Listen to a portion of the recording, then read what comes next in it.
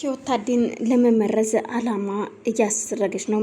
እቅዷ እንዲስተካከልላት ታዲን መርዛ መድኃኒቱን ከቀየረች በኋላ ከዛም ያው ማን እንደሆነ ይታወቃል። አሁን ሌባ የተባለው የፈሪሃ አጎት አይደለ? አሁን ደግሞ ሰራተኛዋ ፈሪሃ ስለሆነች የፈሪሃ ራሷ ነች የመረዘችው በማለት ነገሮችን አስተባብላለሁ ትላለች። ግን ደግሞ አሮን መድኃኒቱ እንደተቀየረ አውቋል። የተቀየረውም ቀጥሎ ሄዶ እሷ እንደቀየረችው በስርዓቱ ስላያት እናቱ ወደ መኝታ ቤቱ ትሄዳለች። ህይወት ወደ አሮን መኝታ ቤት ስትሄድ ሳታንኳኳ ነበር ከፍታ የገባችው። ምን ነው አስደነገሽኝ? በር አታንኳኪም እንዴ? እናትህ እኮ ነኝ፣ ምንድነው እንደዚህ የምትናገረኝ ስትለው፣ አይ ቢሆንም ግን በር ማንኳኳት አለብሽ። እሺ አሁን ምን ፈልገሽ ነው የመጣሽው? ክፍሌ ምንድነው እሱ? አይውልህ አሁኑኑ ጊዜ ሳትወስድ ነገ ዛሬ ሳትል ለመናን እንደምታገባትና ሽማግሌ መላክ አለበት በማለት ትነግረዋለች። ግን ደግሞ በፍጹም አይሆንም፣ አሁን እኔ እቅዴ አይደለም። አይውልህ መን እኔ ላንተ ስል ነው እዚህ ህይወት ውስጥ የገባሁት፣ እኔ እናንተ እንጂ ታዲያ ለማን ነው ታዲያ ይሄንን የማደርገው? እኔ እኮ ላንተ ለወደፊት ነው፣ ምን እያልክ ነው? በማለት አሮንን ለማግባባት ብትሞክርም አሮን ግን በፍጹም እኔ እንደዚህ አይነት ነገር አላደርግም። ቆሺ አሁን አንድ ነገር ልጠይቅሽ፣ እሱን ነገር ትክክለኛውን መልሽልኝ።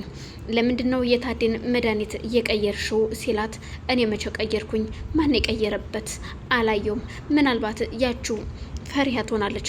ሌላ ማን ይቀይረዋል ስትለው፣ በፍጹም መቼም ቢሆን አንቺን አላምንሽም፣ ደግሞም ትክክልም ደግሞ ያደረግሽው አንቺ ነሽ ሲላት፣ አዎ እንግዲህ እውነቱን ካወቀው በቃ አዎ እኔ ነኝ። ስለዚህ ታዲያ ምን ይደረግ እና ለአንተ ብዬ እኮ ነው እንደዚህ እያደረኩኝ ያለሁት። ስለዚህ አሁንም ቢሆን መናን ቶሎ እንድታገባ ትፈልጋለሁ፣ አሊያ ደግሞ ፈሪያ ደግሞ በቁጥጥር ስር ነው ማደርጋት ስትለው፣ ይኸውልሽ ፈሪያን ታያት፣ ፈሪያን እዚህ ውስጥ አታስገቢያት እባክሽ ህይወት፣ እኔ ላንቺ ስል እዚህ ህይወት ውስጥ ገብቻለሁ።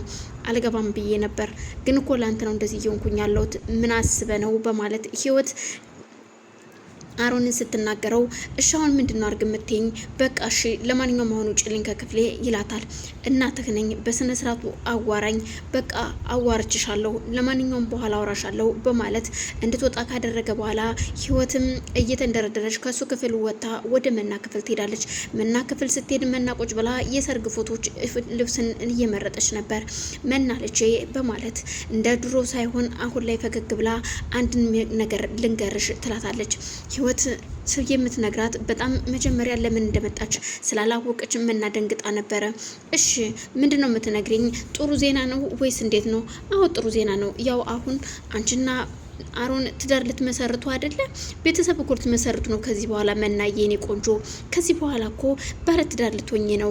እኛም የልጅ ቤት ልንመጣ ነው፣ ልጆቻችን ትዳር ይዘዋል ብለው ልንጠይቅ ልንመጣ ነው ስትላት፣ እሱማ ቆይ አሮንን ትወጇለሽ ወይስ? እንዴ በጣም ነው የምወደው አሮንን። ህይወት ምንድን ነው?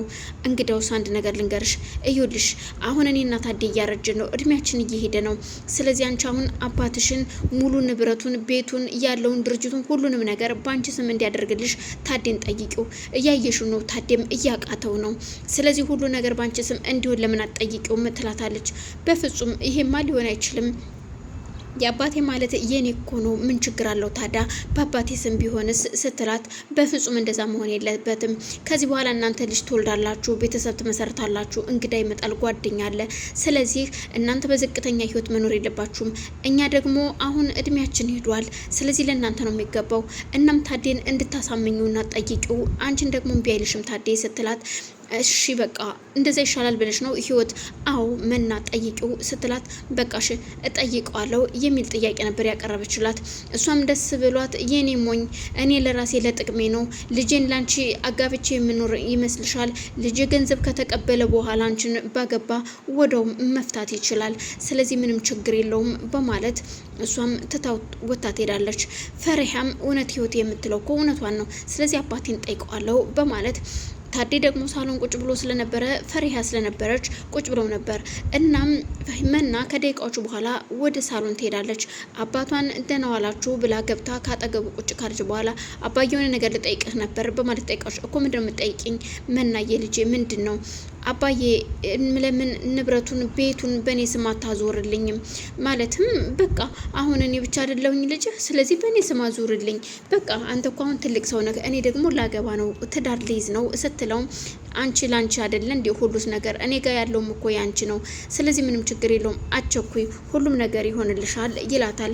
በዛን ሰዓት ፈሪሃ በጣም ትደነግጥና እሺ ለማንኛውም ቆይ አንዴ የመጣው ብላቸው ጥላቸው ወታ ትሄዳለች። ስትወጣ እየተንደረደረች የውጭ በር ከፍታ ስትወጣ አሮንን መንገድ ላይ ታገኘዋለች። ቆይ ምን ሆነሻል ፈሪሃ? ምንድነው ደንግጠሻል? እሳ አሮን እባክን ሳትደብቅ ንገረኝ፣ ይሄ ነገር አንተ የምታውቀው ነገር ነው ወይ? ማን ነው መናን ሁሉንም ንብረት በስሟ እንዲዞር የጠየቀው? ለምንድን ነው ይሄ ነገር እየተደረገ ያለው? የምታውቀው ነገር ካለ እባክህን እውነቱን ንገረኝ። እናቴ ትሆናለች፣ ሌላ ማን ይሆናል? እኔ ስለ እናት ግድ አይሰጠኝም፣ ግን ደግሞ የምታውቀው ነገር ካለ እባክህን መና ልታስቆማት ይገባል። ይውልህ መና መቆም አለባት። ይኸው አሁን ሄዳ አባቷን ጠይቀዋለች። የጠየቀችውም ደግሞ እናም አሮንም ቆይ በቃ ችግር የለውም ይህንን ለኔ ተዩ በቃ ይላትና ትቷት ወደ ውስጥ ይገባል። እየተንደረደረ ሄዶ መናን ነበር ያገኛት። መናን ሲያገኛት ነይ ይልና ወደ መኝታ ቤት ወስዷት ቆይ እኔ ምለው ምንድነው እያደረግሽ ያለሽው? ማን ነው ቤቱን ንብረቱን በስም ያዞርልኝ በዩ ያለሽ ታዴን በማለት ሲጠይቃት ቆይ ምን ችግር አለው ታዳ ለኔ ቢያዞርልኝ ታዳ እኔ ልጁ አይደለው እንዴ? ደግሞ ወደፊት ደግሞ የኔ ማለት ያንተ እኮ ነው ስትለው በፍጹም እንደዛ ሊሆን አይችልም። ግን ደግሞ ማን ነው እንደዚህ እንድታደርጊ እያደረገሽ?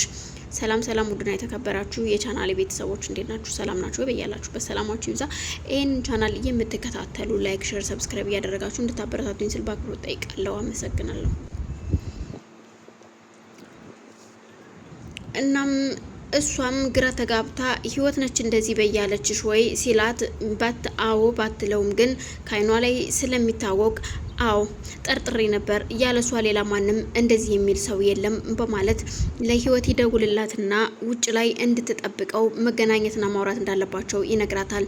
ህይወትም እሺ በማለት ከቤት ወጥታ ትሄድና መንገድ ላይ ቁማ ትጠብቀዋለች። አሮንም እንደተቀጣጠሩ እናቱን ለማግኘት ሲገናኙ መንገድ ላይ ቆይ እኔ ምልህ ለምንድን ነው በዚህ ፀሐይ እየቀጠርከኝ? ምንድነው ውጭ እናወራለን ያልከኝ? ስትለው እዩልሽ ህይወት አሁን እኔ ምንም ነገር ሀብትና ንብረት አልፈልግም፣ እያደረግሽ ያለሽውን ነገር እንድታቆም ይፈልጋለሁ በማለት ሲጠይቃት ቆይ ምንድነው አልገባኝም፣ ምንድነው ማቆመው የማለት ስትቆጣው እዩልሽ ታዴን ንብረቱን እንዳለ በመናስም እንዲያደርገው መናን ጠይቀሻታል። ስለዚህ መና ደግሞ ይሄን ነገር ትጠይቀዋለች።